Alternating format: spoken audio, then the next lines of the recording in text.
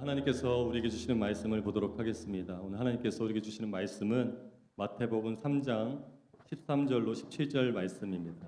여러분들이 가지고 계시는 우리말 성경으로 함께 읽도록 하겠습니다. 그때 예수께서 요한에게 세례를 받으시려고 갈릴리에서 요단강으로 오셨습니다. 그러나 요한은 이를 말리면서 예수께 말했습니다. 제가 오히려 선생님께 세례를 받아야 합니다. 그런데 제게 오시다니요. 예수께서 대답하셨습니다. 지금은 그렇게 하도록 하여라. 우리가 이와 같이 해 모든 의를 이루는 것이 옳다. 그러자 요한이 그대로 따랐습니다. 예수께서 세례를 받으시고 물속에서 올라오셨습니다. 그때 예수께서 하늘이 열리고 하나님의 영이 비둘기처럼 자신에게 내려오는 것을 보셨습니다. 그리고 하늘에서 소리가 들려왔습니다. 이는 내가 사랑하는 아들이다. 내가 그를 매우 기뻐한다. 아멘. 여러분, 오늘 말씀에는 예수님께서 세례 요한에게 세례를 받으시는 그런 이야기가 등장하고 있습니다. 하나님의 언약이 드디어 성취되고, 그래서 이 땅 가운데 오신 예수 그리스도는 하나님의 아들이시면서 동시에 완전한 인간의 삶을 사셨습니다. 그분은 우리와 같은 인생의 시간들을 차곡차곡 쌓아가며 보내셨습니다. 그리고 점점 때가 참에 이제 예수님께서 공생의, 즉 구원의 사역을 본격적인 그 시간이 임박해 왔음을 오늘의 말씀은 예수님께서 세례 요한에게 세례를 받으시는 장면으로 나타내며 소개하고 있습니다. 여러분, 예수님께서 세례를 받으시는 이 장면은 신약의 4개의 복음서 가운데 그 모두에게서 기록되고 있는 장면이기도 합니다. 그만큼 영적으로 매우 중요한 의미가 있다라고 하는 것을 우리가 짐작해 볼 수 있어요. 그래서 복음서들 가운데 심지어 마가복음은 이 처음을 아예 이 이야기로 시작하고 있기도 합니다. 그래서 마가복음 1장 1절은 다음과 같이 기록하는데, 하나님의 아들 예수 그리스도에 관한 복음은 이렇게 시작됩니다. 그래서 아예 이 세례 요한에게 세례받는 그 장면의 이야기로 마가복음이 시작됩니다. 드디어 하나님의 아들 예수 그리스도의 복음이 시작되는 것입니다. 여러분, 오늘 우리는 이 말씀을 통하여서 그 위대한 복음이 시작되는 그 현장 가운데 있었던 이야기, 그리고 그 안에 담겨진 놀라운 하나님의 은혜를 통한 하나님의 메시지가 오늘 이 시간 저와 여러분들에게 힘과 위로가 되고 또 새로운 결단이 세워지는 그러한 복되고 귀한 시간이 되기를 소망합니다. 자, 먼저 본문 13절 말씀을 다시 한번 읽어보겠습니다. 시작. 그때 예수께서 요한에게 세례를 받으시려고 갈릴리에서 요단강으로 오셨습니다. 자, 여기서 말하는 그때는 언제냐면 세례 요한이 이제 사람들에게 말씀을 선포하고 또 세례를 베풀고 있는 때 그 상황을 이야기하고 있는 것입니다. 많은 사람들이 이 세례 요한에게 세례를 받기 위해서 요단강으로 모여들고 있는 그런 상황이었습니다. 그래서 우리는 이 상황을 이제 조금 더 깊이 들여다보려고 하는데, 자, 먼저 살펴본 메시지는 바로 이겁니다. 이게 어느 때인가? 지금 이 세례 요한에게 세례를 받기 위해서 몰려드는 이 때가 구체적으로 어떠한 상황을 나타내고 있는가? 여러분, 지금 세례 요한이 많은 사람들에게 메시지를 선포하고 세례를 베풀고 있는 이 때는 이스라엘 백성들에게는 아주 오랜 기간 하나님의 말씀이 끊겨버린 그 영적 암흑기와도 같았던 때입니다. 이 구약의 말라기 선지자 이외에 400년 동안이나 무려 400년 동안이나 하나님의 침묵이 이어져 왔던 것입니다. 여러분, 이게 이제 소위 하나님의 백성들이라고 하는 유대인들에게는 얼마나 낯설고 또 괴롭고 힘들고 어려운 상황이었을지 혹시 짐작이 가시나요? 그래서 그 약속된 메시아를 정말 그 어느 때보다도 간절히 사모하며 고대하고 있던 그 시기이기도 했습니다. 더군다나 이 로마의 속국의 신세 가운데 있었으니 이들의 어떤 삶의 그 메마름과 건조함은 정말 너무 컸을 것 같아요. 더불어 이러한 이스라엘의 상황은 또한 우리의 삶을 한번 생각해 보게 하기도 합니다. 여러분, 우리 인생에도 도무지 언제 끝날지 모르겠는 그 긴 영적인 터널과도 같은 시간들이 찾아올 때가 있습니다.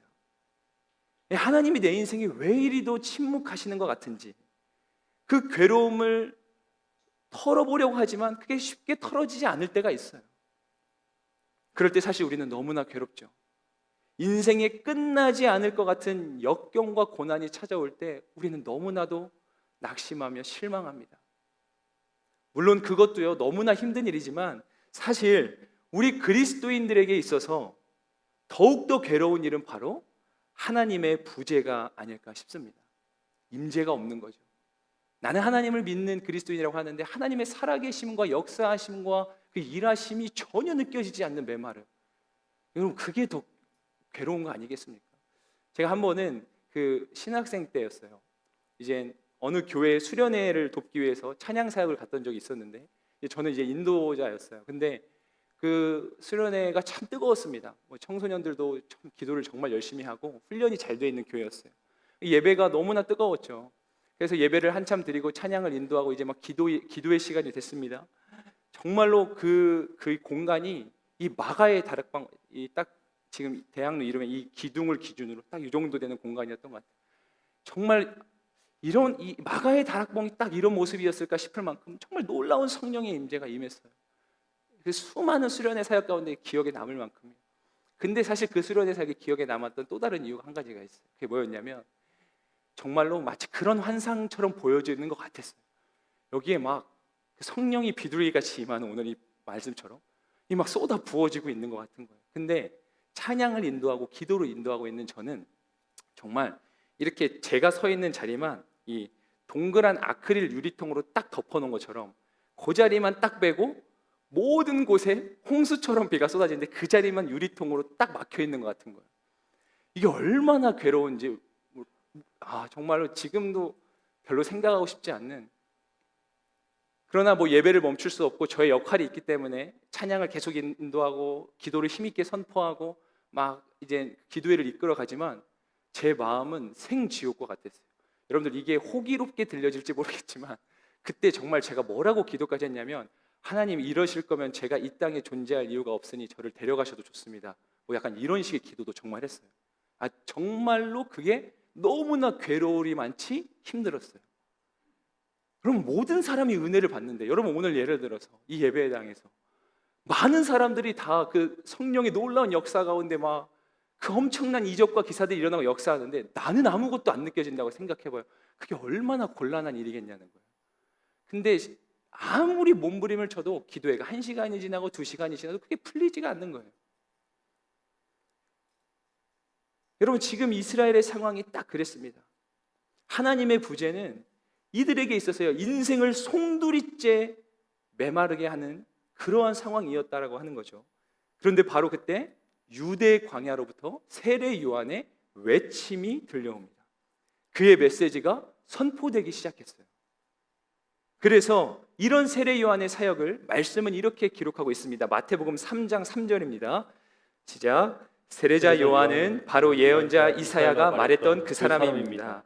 광야에서 외치는 사람의 소리가 있다. 주를 위해 길을 예비하라. 주의 길을 곧게 하라. 여러분 세례 요한은 바로 구약의 이사야 선지자를 통해서 예언된 사람이기도 했습니다. 그리고 그가 선포하는 메시지, 그리고 그의 사역은 마치 광야에 외치는 자의 소리와 같았다. 그 소리다라고 말씀이 기록하고 있어요. 왜 하필 광야일까? 이 왜 하필 광야에서 외치는 자의 소리라고 표현을 했을까?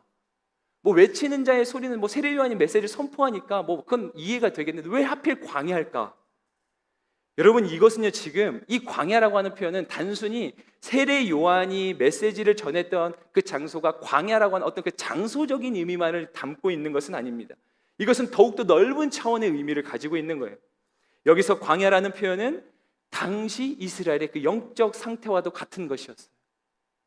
마치 생명이 살 수 없는 그 불모지와 같은 광야 같은 상황, 그것이 지금 이때의 이스라엘의 형편이었다고 하는 거예요. 여러분 광야는 어떤 곳입니까? 위험하고 거친 곳이에요. 고요하다 못해 너무 외로운 곳이에요. 여러분 바로 그곳에서 오랜 침묵을 꿰뚫어내는 세례 요한의 선포와 외침이 들려왔다는 거예요. 하나님의 말씀이 거기서 들려왔어요. 여러분 혹시 이 자리에도 그 인생의 광야 가운데 있는 분들이 계시지 않습니까? 영상으로 함께 예배하는 분들 가운데도 지금 내 인생의 광야와 같은 순간들이 있으신 분들이 계실 거예요. 삶이 너무나 위태롭게 여겨져요. 도무지 감내할 수 없는 위험을 마주하고 있는 분들이 계실 거예요. 너무나 거친 이 세상의 풍파를 이제는 어떻게 할 도리가 없어서 그저 손 놓고 있는 분들이 계실지도 모르겠어요. 아니면 내 인생에 어떠한 하나님의 세미한 음성조차 들려오지 않아서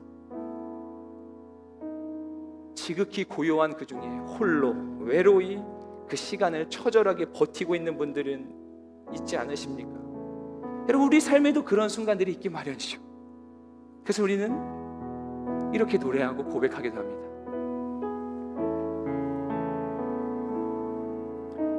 왜 나를 깊은 어둠 속에 홀로 두시는지, 어두운 밤은 왜 그리 길었는지, 나를 고독하게 나를 낮아지게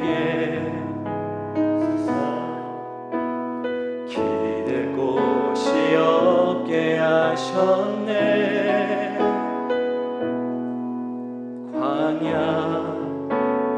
광야에 서 있네. 여러분, 그런데요, 바로 인생의 그 순간에, 나는 끝이라고 여겼던 그 순간에요, 이제는 모든 것을 포기했다고 느끼는 그 순간에 마침내 하나님의 음성이, 그 외침이 들려오기 시작했다는 거예요. 반드시 말입니다. 하나님의 말씀이요, 바로 그 고난 중에, 그 고요함 중에, 그 광야의 시간 가운데서 들려왔다라고 하는 사실이에요. 그러니 여러분, 절대로 포기하지 않아야 될 이유가 여기에 있죠. 오히려 광야의 순간이요, 하나님의 말씀을 더욱더 세밀히 들을 수 있는 시간일 수 있다는 것을 우리는 어쩌면 미처 놓치고 살았는지도 모르겠어요. 우리가 그것을 기억할 수 있다면, 광야에서도 하나님의 말씀이 들려오고, 아니 심지어 광야에서 하나님의 말씀은 더 명확하게 들려온다, 이 말씀 반드시 들려온다, 그것을 진짜 신뢰한다면 우리는 이렇게 고백할 수 있는 거예요. 주님만 내 도움이 되시고, 주님만 내 빛이 되시는, 주님만 내 친구 되시는 광야, 주님 손 놓고는 단 하루도 살 수 없는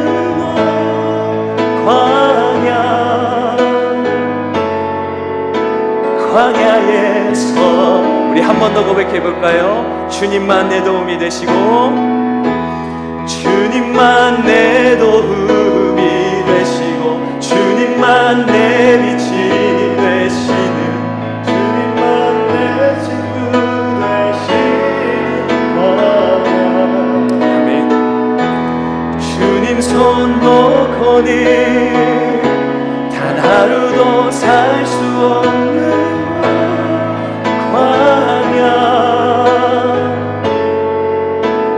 광야에 서 있네. 아멘. 여러분, 광야에 서 있지만 전혀 다른 해석이 될 수 있다는 거예요. 저와 여러분 믿음 가운데 광야에서 반드시 하나님의 말씀이 들려온다라고 하는 믿음의 확신이 주어지기를 주님의 이름으로 간절히 축원합니다. 자, 그런가 하면 우리가 살펴볼 두 번째 메시지는 이거예요. 어떤 사람인가? 자, 이 현장에서 단연 소개되고 있는 인물은 바로 세례 요한입니다. 이 세례 요한은요, 예수님과는 사촌지간에 있던 사람이었어요. 그는 제사장 가문의 사람이었고, 그의 부모들은 모두 경건하고 흠이 없는 그런 믿음의 사람들이기도 했습니다. 누가복음에 보면 이 천사가 세례 요한의 잉태 소식을 전하며, 예수님과 비슷하죠.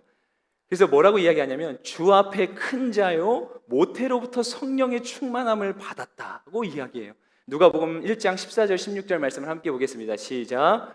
그 아이는 내게 기쁨과 즐거움이 될 것이며 많은 사람이 그가 태어나는 것을 기뻐할 것이다. 그는 주께서 보기에 위대한 사람이 될 것이기 때문이다. 또 그 아이는 포도주나 독한 술을 마시지 않을 것이고 모태에서부터 성령으로 충만할 것이며 이스라엘의 많은 백성들을 그들의 주 하나님께 돌아오게 할 것이다. 아멘. 여러분, 이게 세례 요한에 관한 말씀의 기록이에요. 더불어 그는 예수님께서 후에 뭐라고도 말씀하셨냐면 여자가 낳은 자 중에 세례 요한보다 큰 이가 없다. 이거 엄청난 칭찬 아니겠습니까? 그 요한이라고 하는 이름 역시도 여호와의 은혜가 깊다라고 하는 뜻이고요. 그런 그가 지금 이스라엘의 오랜 영적 암흑기를 벼랑간 삼켜내듯이 광야에 외치는 자의 소리로, 그리고 주의 길을 곧게 하는 자로서 지금 하나님의 사명을 감당하고 있습니다. 칠흑 같은 시대가 마침내 끝이 났어요. 이제 그 새 시대가 열리는 길목에서 바로 주의 길을 예비하는 자로서 이 세례 요한이 서 있는 겁니다. 광야라고 하는 시간, 그 시간을 꿰뚫어내고 새 시대를 여는 그 길목 가운데 이 믿음의 사람, 세례 요한, 하나님의 사람이 그 길목에 서 있었다는 거예요. 여러분, 저와 여러분들이 서 있어야 할 곳도 바로 이곳이에요. 주의 길을 예비하는 그 길목에 우리가 서 있어야 된다는 거예요. 그저 아무렇게나 제 갈 길로 가고 내가 원하는 대로 그냥 내 걸음 막 그냥 살아가는 인생이 아니라고 하는 겁니다. 여러분, 세상은 시대를 막론하고 언제나 끊임없이 하나님의 사람을 넘어뜨리고 무기력하게 만들며 적당히 타협하도록 유혹하고 죄에 빠지게 만들어 결국 그 주의 길 가운데서 우리를 탈선하게 만들고 있습니다. 자꾸만 넓은 길을 보여주는 거예요. 우리를 끊임없이 자극하는 거예요. 그래서 실상은 생명의 길, 이 십자가의 길인 이 길이 자꾸만 더 좁고 더 가느다라고 더 협착하게만 보이게 만드는 거죠. 그래서 사람들에게 부담을 느끼게 만들어요. 거기에 못 가게 만들어요. 피하게 만드는 거예요. 들어서지 못하게 하죠. 이것이 그 악한 영들의 끊임없는 시도이고, 지금도 여전히 우리 가운데 그 우는 사자처럼 엄청난 기세로 달려드는 사단의 이 계략이라고 한다는 거예요. 여러분, 세례 요한의 외침은 여전히 오늘날의 삶 가운데도, 그리고 저와 여러분들의 인생 가운데도 유효한 거죠. 주의 길을 예비하는 자리로 우리를 불러내고 있는 겁니다. 그리고 그런 세례 요한의 모습을 보면 주의 길을 예비하는 자의 모습이 어떠한지가 조금 더 명확하게 들여다볼 수가 있어요. 마태복음 3장 4절입니다. 시작.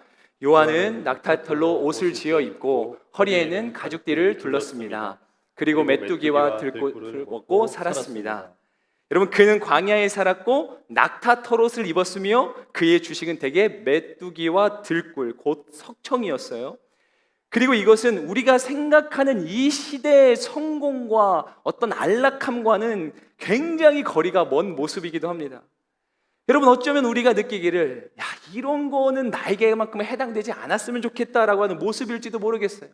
아니, 주님을 믿고 따른다고 하는 우리들조차도 이걸 보면서 이거는 내가 조금 부담스럽다라고 느끼는 그런 모습 말입니다.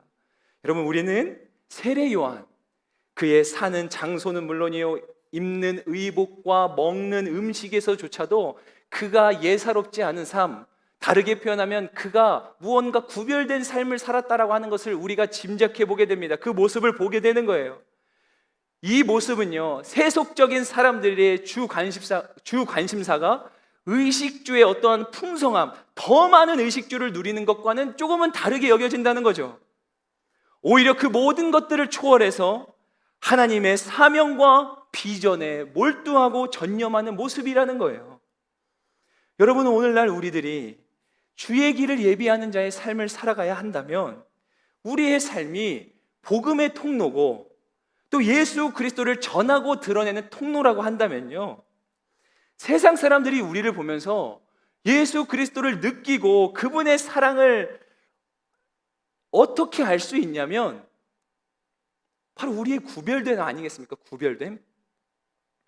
다르게 생각하고 다르게 말하고 다르게 살아가는 건 말이에요. 구별됨. 그것이 곧 바로 거룩인 거죠. 여러분, 똑같이 욕심내고 똑같이 탐심에 눈이 멀고 똑같이 온갖 유혹 가운데 허우적대며 분간 못하며 그냥 막 살아가는 그 인생이 어찌 구별된 하나님의 백성된 삶이며 주의 길을 예비하는 자의 삶이라고 우리가 할 수 있겠냐는 거예요. 나는 그 자격은 갖기 원하지만 그 자격이 감당해야 될 책임으로부터는 너무나도 멀어져 있는 삶을 살아가는 게 우리의 인생은 아니겠는가? 우리는 그 권리는 누리고 싶어 하지만 그 책임을 미처 다하지 못하며 우리는 너무나도 그곳 가운데 그냥 쉽게 타협하고 마는 것은 아닌가. 여러분 오해하지는 않으셨으면 좋겠어요. 여러분 모두가 광야에 나가 사세요. 낙타털옷 입고 지내셔야 됩니다. 지금부터 메뚜기와 석청만 드세요라고 말씀드리는 거 아닙니다. 여러분 그 모양을 흉내내고 따라라는 게 아니라 그 모양 가운데 담겨진 그 능력이 우리 가운데 있냐는 거예요. 경건의 모양이 끝이 아니라 경건의 모양은 있으되 능력이 없다라고 하는 그 말씀의 꾸지람이 우리의 오늘 심령을 쪼개고 두드릴 수 있어야 된다는 거예요. 여러분 모양만 가지고 만족해서는 안 됩니다. 아니 근데 심지어 어떤 경우에는 모양조차도 없는 건 너무나 안타까운 건데 모양도 있어야겠지만 그 모양 안에 진실한 중심과 능력이 있어야 된다는 거예요. 여러분 그런가 하면 이 세례 요한은 또 어떤 사람이었을까? 여러분 반드시 소망의 사람이 되시기 바랍니다. 반드시 소망의 사람이 되셔야 돼요. 예수 그리스도를 전하고 드러내는 삶은, 주의 길을 예비하는 삶은 소망의 삶을 살아내는 겁니다. 여러분이 소망의 사람이 되시는 거예요. 모두가 끝났다고 말할 때, 모두가 암담한 현실 앞에 그저 주저앉아 있을 때 진정한 소망을 말해주고 보여주고 그걸 살아낼 수 있는 사람들이 되는 거예요. 제가 너무나 사랑하는 한 사역자 전사님 부부가 계세요. 얼마 전에 이제 사모님과 우리 아내가 만나고 이야기 나눈 것을 저에게 대신 전해주는 걸 들었어요. 근데 이제 이야기인즉슨 그 사모님이 이제 다른 모임에 갔다가 너무나 속상한 일을 겪어서 저희 아내를 만나서 이렇게 하소연도 하고 이야기를 했던 모양이에요. 그 얘기를 가만히 들어보니까 대략 이런 얘기예요. 그 대화가 좀 너무 불편했나 봐요. 심지어 그 대화의 자리가 믿는 사람들이 모인 자리인데 마음이 막 불편한 거예요. 그 상대방의 말을 들으면 이게 자꾸 이렇게 비관적인 이야기만 하고 이렇게 별로 이렇게 믿음의 언어가 없고, 그래서 만남을 끝나고 돌아오는데 너무 속이 상하고 그랬다는 거예요.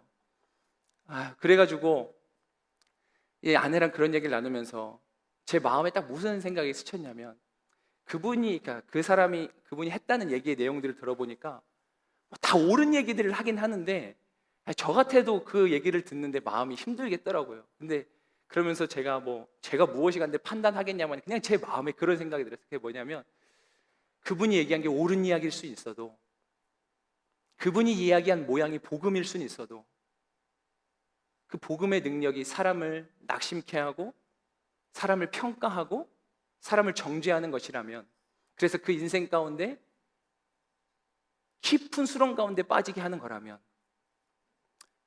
그건 내가 생각하는 복음의 능력과는 조금 다르다라는 생각이 들었어요.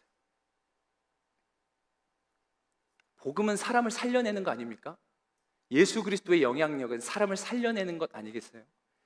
여러분 이스라엘이 깊은 영적 암흑기에 있을 때 그의 외침은 이스라엘 백성에게 어땠을 것 같아요, 여러분?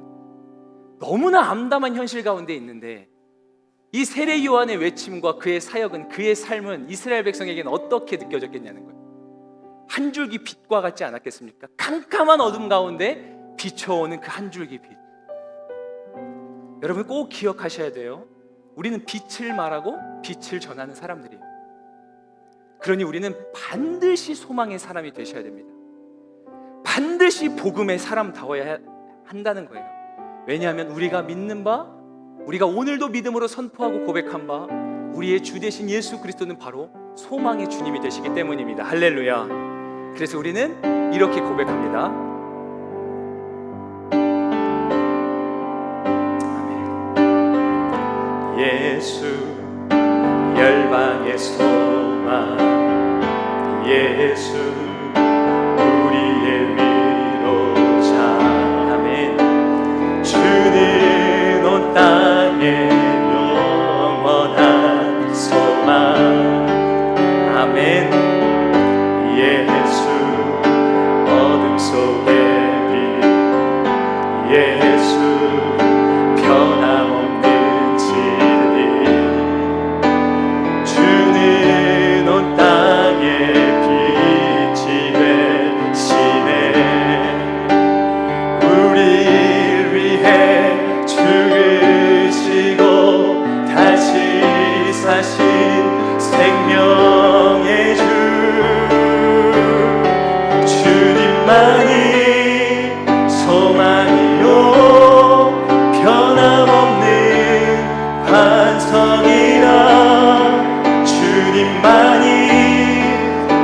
세상을 비추시네.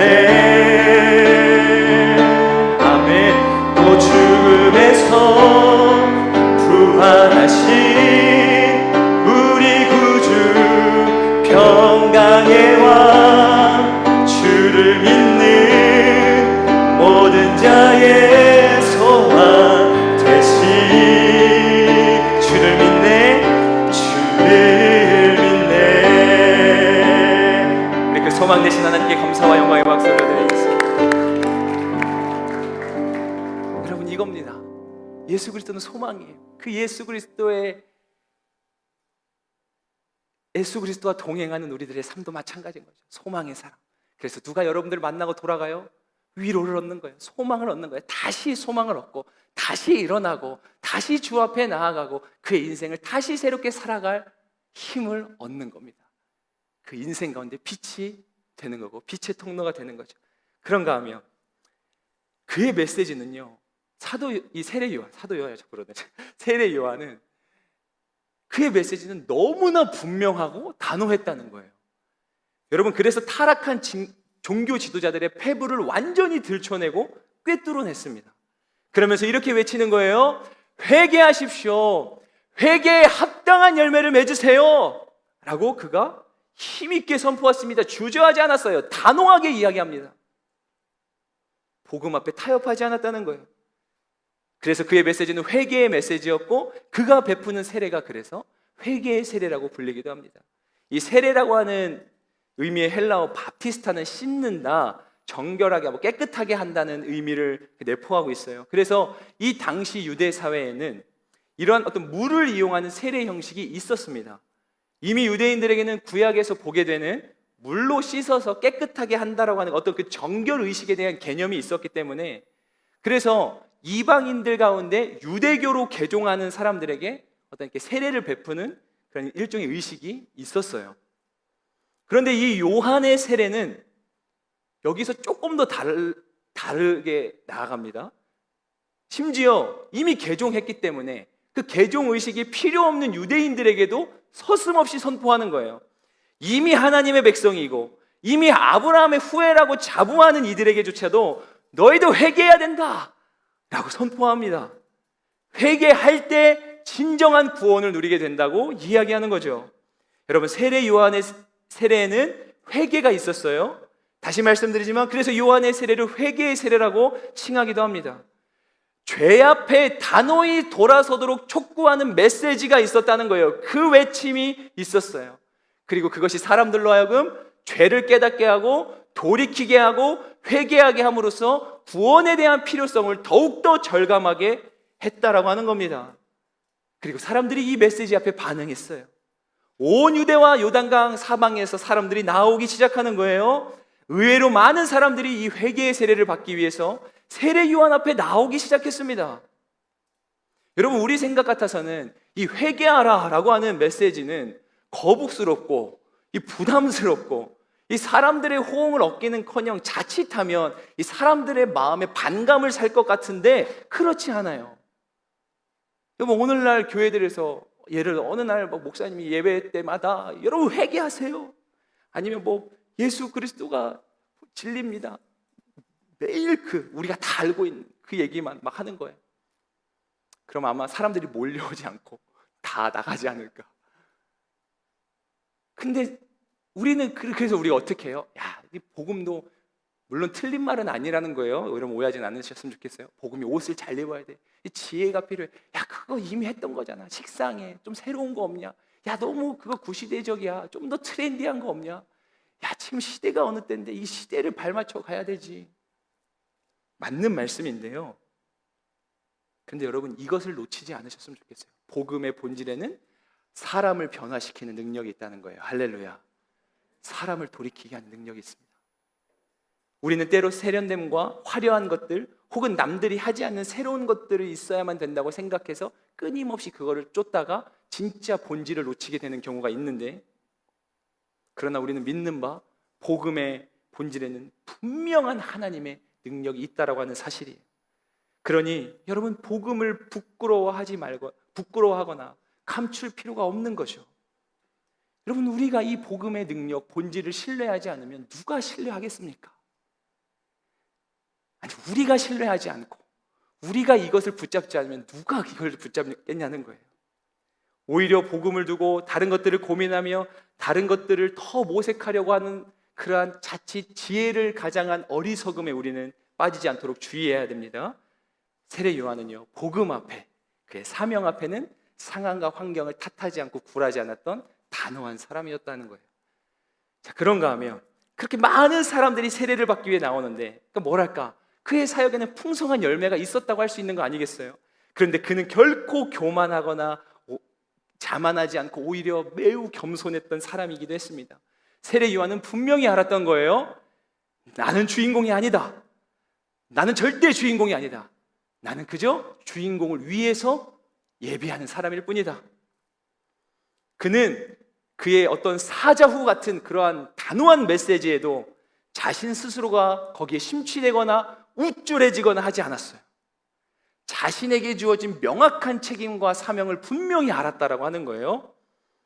자신은 회개하도록 물로 세례를 베풀지만 자신의 뒤에 오시는 분, 바로 예수 그리스도는 능력이 비교할 수 없는 분이며 성령과 불로 세례를 주실 것이라는 것을 명확하게 알고 있었어요. 예수 그리스도 그분이 주시는 성령과 불의 세례, 그게 진짜 능력이다, 그게 진짜 본질이다. 지금 이 회개의 세례는 그 본질을 위해서 반드시 필요한 준비의 시간이다. 이게 세례 요한의 외침이었고 그의 자각이었습니다. 여러분, 우리는 간혹 겸손을 오해하기도 합니다. 여러분, 겸손은요, 무조건적인 자기 비하가 아니에요. 그냥 나를 무조건 낮춰대는 게 겸손이 아니라는 거예요. 겸손은 오히려 자기 자신을 객관적으로 보는 겁니다. 그런 의미에서 저는 자기 비하가 굉장히 심하기 때문에 이거는 사실 또 다른 의미의 교만이거든요. 겸손하기 참 쉽지 않습니다.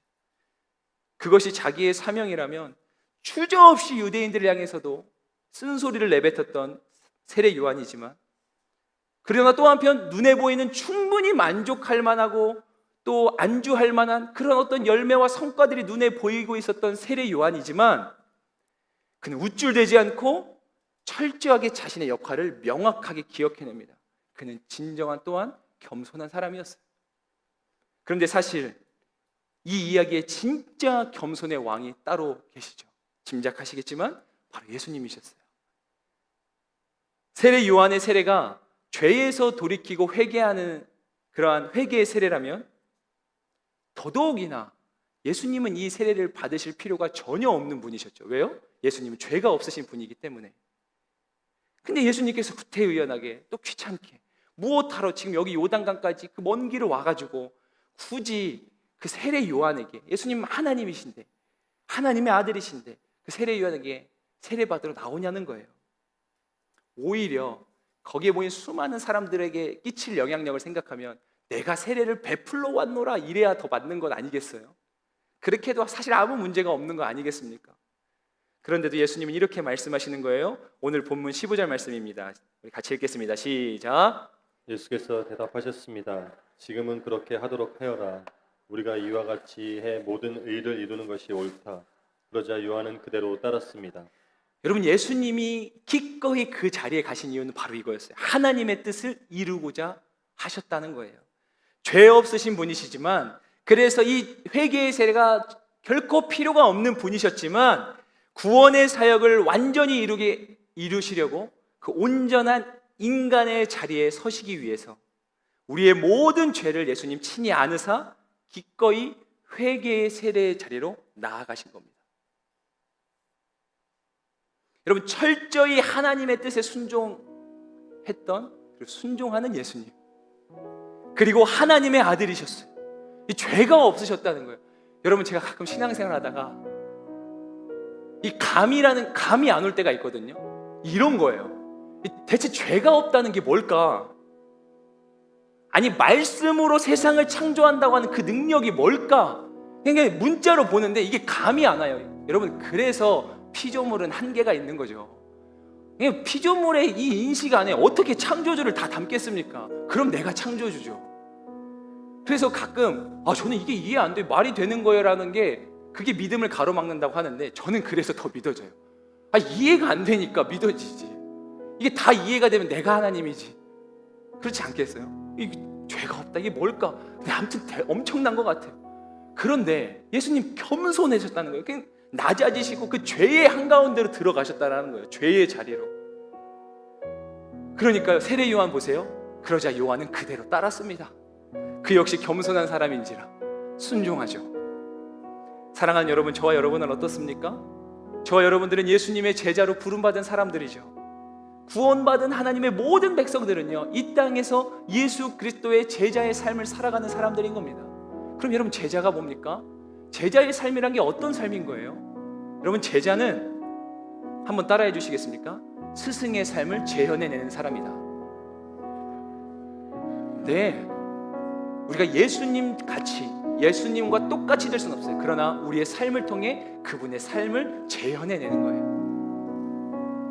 그래서 그런 우리들의 삶에 이러한 고백이 있는 겁니다. 내 삶의 소망, 내가 바라는 한 분, 예수 닮기를 내가 원하네. 온유하시고 겸손하신 성품, 겸손하신 성품, 예수 닮기를, 예수 닮기를 내가 원하네. 예수 닮기를, 예수 보기를, 예수만 높이길 내가 원하네. 내 평생 소원, 예수 닮기를, 예수만 닮기를 내가 원하네. 한 번 더 예수 닮기를, 예수 닮기를, 예수 보기를, 예수만 높이길 내가 원하네. 내 평생 소원, 예수 닮기를, 예수만 닮기를 내가 원하네. 아멘. 그럼 꼭 기억하시기 바랍니다. 마지막으로 정리하며 살펴볼 마지막 부분은 바로 이거예요. What? 무엇이 능력일까라는 거죠. 여러분, 예수님의 겸손과 순종으로 이루어진 요한의 세례, 그 세례로 말미암아 하늘이 열리고 성령이 비둘기같이 임하는 놀라운 역사가 있었습니다. 그래서 오늘 본문 말씀 16절에 이렇게 기록하죠. 예수께서 세례를 받으시고 물속에서 올라오셨습니다. 그때 예수께서는 하늘이 열리고 하나님의 영이 비둘기처럼 자신에게 내려오는 것을 보셨습니다. 예수님께서 세례를 받으시자여 하늘이 열린 거예요. 그리고 하나님의 영이 비둘기처럼 예수님이 내려왔습니다. 이것은요, 400년의 기나긴 그 하늘의 침묵이 이제는 완전히 열리고 깨어지고 마치 이제는 그 은혜의 문이 활짝 열리게 되었음을 의미하는 것이기도 했습니다. 여러분, 어둠 속에서 기어코 빛이 밝아오고 있는 거였어요. 간절히 소망했던 그 구원의 빛이 지금 마침내 밝아오고 있는 것입니다. 사랑하는 여러분, 우리 인생에는 능력이 필요해요. 이 세상을, 이 어두운 세상을 살아낼 그 빛의 능력이 필요하다고 하는 겁니다. 이 세상을 살아갈 능력이 필요해요. 힘이 필요합니다. 그러면 그 힘과 능력은 어디로부터 옵니까? 우리는 그 능력을 어디서 찾을 수 있으며 무엇이 우리의 능력이 되겠냐는 거예요. 여러분, 오늘 예수님은 세례 요한을 통한 물 세례와 그리고 그 순종 가운데 역사하시는 하늘로부터 오는 성령의 세례를 받으셨습니다. 그리고 이것은 예수님께서 십자가라고 하는 그 인류 최대의 가장 위대한 사명을 감당하시기 위한 반드시 이루어져야 했던 하나님의 계획이었어요. 완벽한 하나님의 디자인이었다라고 하는 거예요. 여러분, 우리 그리스도인들의 삶에도 동일한 역사가 필요합니다. 이 물세례와 성령 세례의 역사가 필요하다는 거예요. 물세례는 죄 씻음의 상징인 회개의 세례이며 성령 세례는 하나님의 영으로 충만한 것이죠. 이로 인해서 죄악된 우리가 감히 예수 그리스도와 온전한 연합을 이루게 된다라고 하는 겁니다. 여러분, 우리 삶에요, 죄로부터 돌아서는 회개가 필요합니다. 그리고 또한 성령의 충만함이 필요하다는 거예요. 그렇기에 여러분, 우리가 성령의 충만을 사모한다면 바꿔 말해 우리는 또한 하나님 앞에 철저하게 회개하는 일이 필요하다는 거죠. 여러분, 그리고 이 성령의 충만은 기필코 우리로 하여금 세상을 살아갈 능력이요 힘이 되어줄 것입니다. 아니, 세상을 살아가는 정도가 아니라 이 거친 세상에 맞서서 당당히 맞서서 죄의 유혹 앞에 단호하며 우리를 통해 하나님 나라의 거룩한 일들을 행하시는 가장 확실한 통로가 될 것입니다. 아멘. 이제 말씀을 정리하고 우리가 기도의 자리로 나아갑시다. 여러분, 무엇을 사모하세요? 능력이 필요하다는 거에는 여지가 없으신 것 같은데 그 능력을 어디로부터 찾는지는 대략 보아도 우리 모두가 좀 다른 것 같아요. 누구는 여기서 찾고, 누구는 사람에게서, 누구는 또 화려한 직장, 누구는 내가 소유한 것들, 그게 능력이 될 수 있어요. 보니까 능력이 될 수 있는 것 같아요. 그런데 한 가지 더 확실한 사실이 있어요. 그게 뭐냐면 그 능력은 이 세상 가운데 끝난다는 거예요. 조금 더 면밀히 말하면요, 그 능력은 언제 없어질지 몰라요. 아니, 저는 저에게 그런 일이 안 일어날 줄 알았는데 어제 저희 어머니에게 전화 한 통이 왔어요. 아니, 문자가 먼저 왔어요. 다급하게. 갑자기 어머니가 엄마 걱정되는데 왜 연락이 없니? 이렇게 문자가 온 거예요. 그래서 제가 갑자기 놀래가지고 무슨 일이 그렇게 문자가 뜬금없이 오긴 무슨 일이시냐고. 근데 아무 일 없다고 했는데 엄마가 딱 전화가 왔어요. 근데 첫 목소리가 완전 지하 안반수에 거의 들어가 있는 목소리였어요. 아, 엄마 큰일 난 것 같다 이러시는 거예요.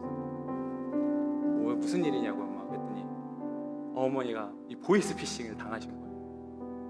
그러니까 영락 없이 제 그 카카오톡 사진과 이름 똑같이 저장돼가지고 연락이 오니까 저희 어머니 시골에서 평생 사신 분인데 그냥 아들이 다급하다고 하니까 얘기하니까 그래서 그랬는지 몰라 제가 며칠 전에 그냥 문득 저희 가족 그 카톡방에 그걸 나누고 싶어서 요즘에 이런 일도 있다니까 조심하세요 올렸는데 분명히 알겠다고 하셨는데 그러셨더라고요. 그래서 제가 어머니도 그러게 내가 그걸 분명히 봤는데 나도 모르게 그냥 뭔가 홀린 것처럼 그랬다고 하는 거예요.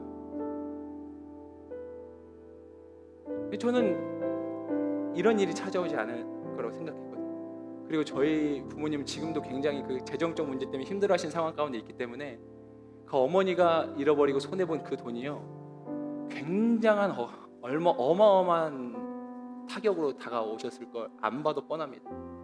그리고 그 돈이 사실은 굉장히 어떻게 기적적으로 주어진 돈이었는데 근데 그 전화를 끊고 가만히 우리 아내와 대화를 하는데 지금 하나님께서 우리 엄마에게 뭔가 말씀하시는 게 있구나라는 생각이 스치는 거예요. 말하고 싶은 건 뭐냐면 여러분 그게 그렇게 없어질지 알았겠습니까? 우리 어머니가 그리고 제가? 아니 사람의 인생 가운데 고난이 찾아오려고 하면 내가 능력이라고 여겼던 것들이 한순간 사라지려고 치면 어떻게 사라질지 모르는 거예요. 내가 이렇게나 긴 시간을 그 능력을 쌓아왔습니까? 너무나 죄송한데 그 능력이 한순간에 날아갈 수도 있어요. 제가 여러분 그런 것들이 능력이 되지 않는다고 부인하지 않잖아요. 능력이 될 수 있어요. 능력이 되는 것 같아요. 근데 그 능력이 완전한 능력이냐는 거예요. 여러분 그것도 필요한 일일 수 있어요. 이 세상 가운데 살아가야 될 에너지가 될 수 있어요. 그러니까 그 에너지도 취하십시오. 여러분들 정직하게 성실하게 취하세요. 그런데 여러분들 거기만 몰두하지 마세요. 거기만 매몰되지 마세요. 진짜 능력이 있는 사람이 그 능력도 취할 수 있는 그 자격을 얻는다고 저는 생각합니다. 여러분 성령 충만하십시오. 여러분 우리 성령 충만 위해서 기도합시다. 여러분 우리 벌써 고리타분하게 느껴지지 않아요? 그게 뭔지도 잘 모르겠고 해도 똑같은 것 같고 여러분 진짜 성령의 능력이 임하면 아니 예수님이 십자가라고 하는 위대한 사명을 감당하시기에 반드시 필요했던 게 이 성령의 능력이었는데 하물며 우리일까 싶습니다. 사랑하는 여러분, 성령의 능력은 지금도 여전히 실제하는 하나님의 은혜요 축복인 줄로 믿습니다. 간절히 찾고 구하는 자에게 주시는 은혜입니다. 할렐루야. 옆 사람을 향해서 마스크 쓰고 계시니까 이렇게 너무 큰 소리를 말고 성령 충만하십시오 인사하겠습니다. 아멘. 우리 같이 기도하며 나아갑시다.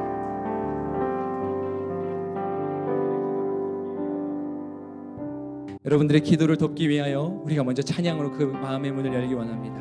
주님의 성령 찬양합니다. 주님의 성령 지금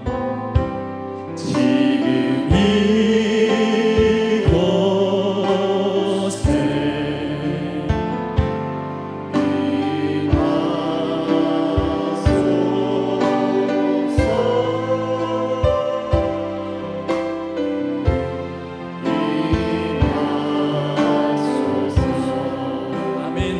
주님의 성령, 주님의 성령 지금 이곳에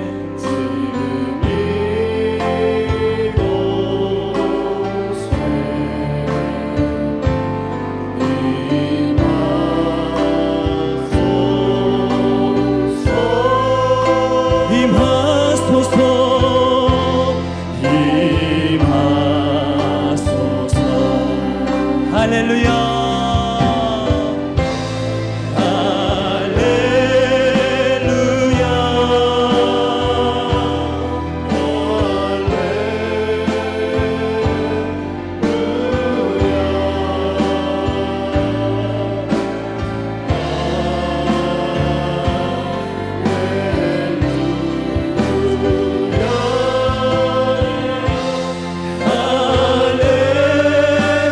여러분들 한 번 더 고백하겠습니다. 주님의 성령, 주님의 성령 여러분 간절히 사모하는 거예요.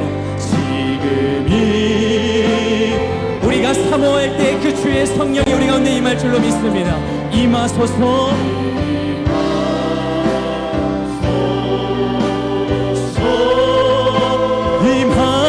임하소서. 임하소서. 할렐루야. 할렐루야.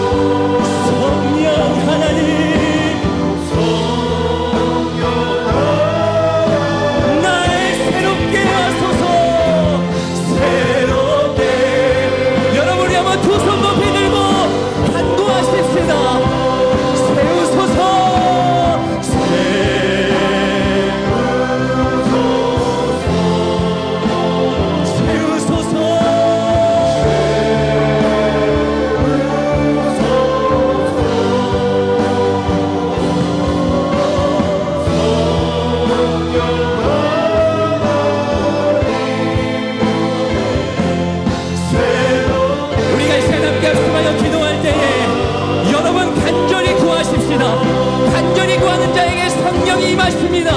이 시간 주님 나를 채워주옵소서. 주님 나의 심령에 임하여 주옵소서. 우리 간절한 마음으로 주 이름 한번 합심하여 부르며 기도하며 나아갑니다. 주여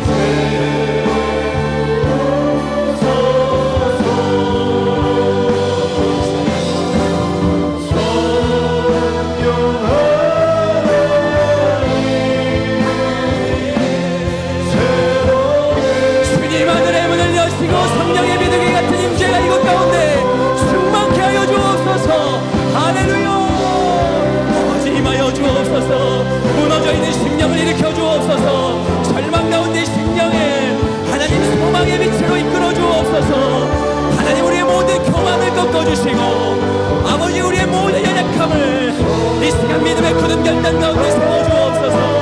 아버지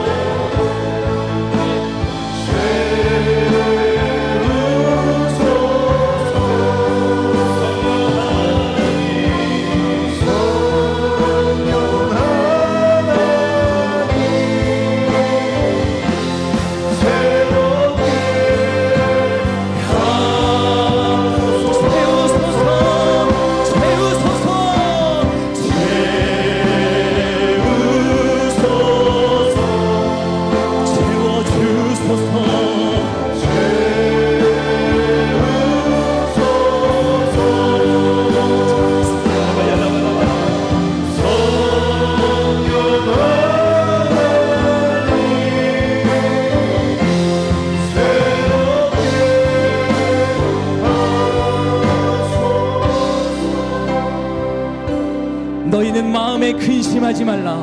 하나님을 믿으니 또 나를 믿으라. 보혜사 곧 아버지께서 내 이름으로 보내실 성령, 그가 너희에게 모든 것을 가르치고 내가 너희에게 말한 모든 것을 생각나게 하리라. 평안을 너희에게 끼치노니 곧 나의 평안을 너희에게 주노라.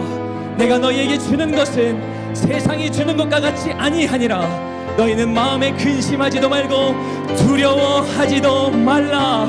아멘. 하나님 반드시 약속하셨습니다. 주님은 그 약속을 신실하게 성취하시는 분인 줄로 믿습니다. 여러분, 이 시간 우리 한 번만 더 기도하며 나아갑시다.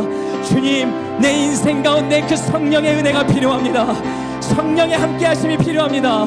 그 간절한 소원함이 있으신 분들 자리 가운데서 한번 일어나 보시겠습니다. 자리에서 일어나 더욱더 간절한 마음으로 여러분들의 삶의 문제를 주님 앞에 맡기며, 하나님, 나는 세상의 평안을 구하지 아니하고 하늘의 평안을 구하겠습니다. 주님, 이 시간 나에게 임하여 주옵소서. 나의 삶 속에 임할 것을 믿음으로 선포하며 나아갑니다. 우리 그렇게 간절한 마음으로 믿음으로 다시 한번 주의 이름 한번 부르고 통성을 함께 기도하며 나아가겠습니다. 주여,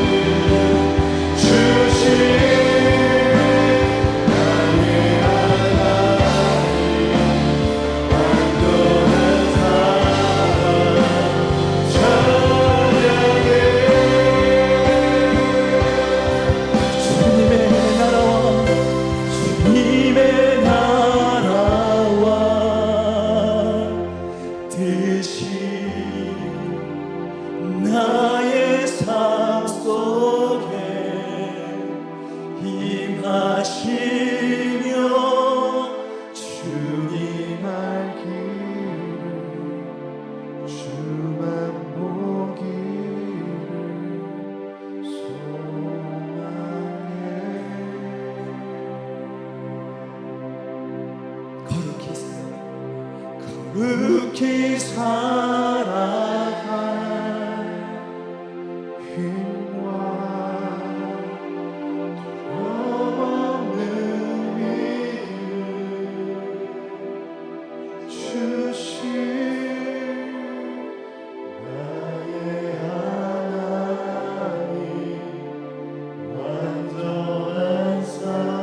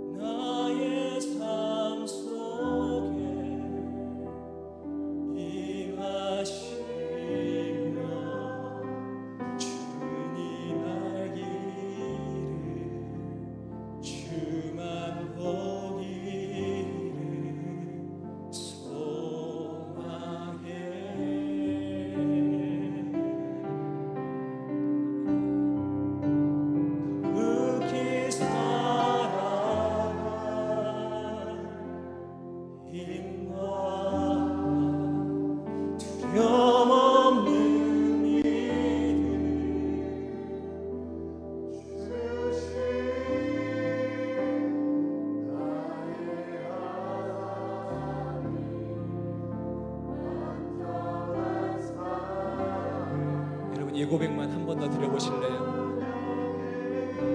거룩히 살아갈 힘과 아멘. 거룩히 살아갈 힘과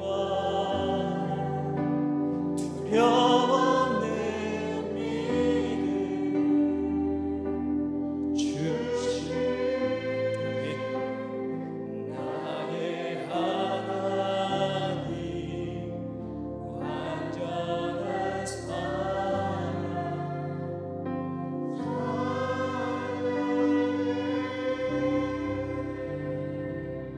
여러분, 내 인생 가운데 왜 이 힘이 없을까? 왜 이 힘이 없을까? 생각해 보니까 이유가 몇 개 안 돼요. 내 인생 가운데 힘이 없다면 이런 것들 아니겠어요? 그 힘이란 건 애초에 없다거나, 두 번째는 그 힘을 주시는 누군가가 굉장히 못된 사람이거나 못된 존재이거나, 그래서 있는데 안 주거나, 그리고 세 번째는 아직 그 힘을 받을 만한 어떠한 시간이 조금 더 필요하거나, 이런 거죠.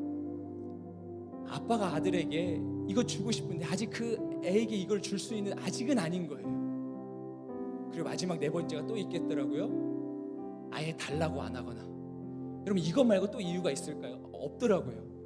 힘이란 게 없거나, 힘을 주시는 분이 아주 못된 존재이거나, 힘을 받을 때가 아직 그 시기가 조금 더 있다거나 필요하다거나, 아니면 아예 구하지 않다거나. 여러분, 이 모든 이유를 다 종합해 보건대 이건 진짜 분명한 것 같아요. 하나님은 살아계십니다. 하나님은 진짜 계세요. 그분이 우리에게 거룩히 살아갈 힘을 주시는 분이십니다. 이걸 꼭 기억하세요. 꼭. 살아계신 하나님, 주님은 살아계셔 지금도 우리 삶 가운데 역사하시며 말씀대로 응하시고 능력 가운데 행하시는 분인 줄로 믿습니다.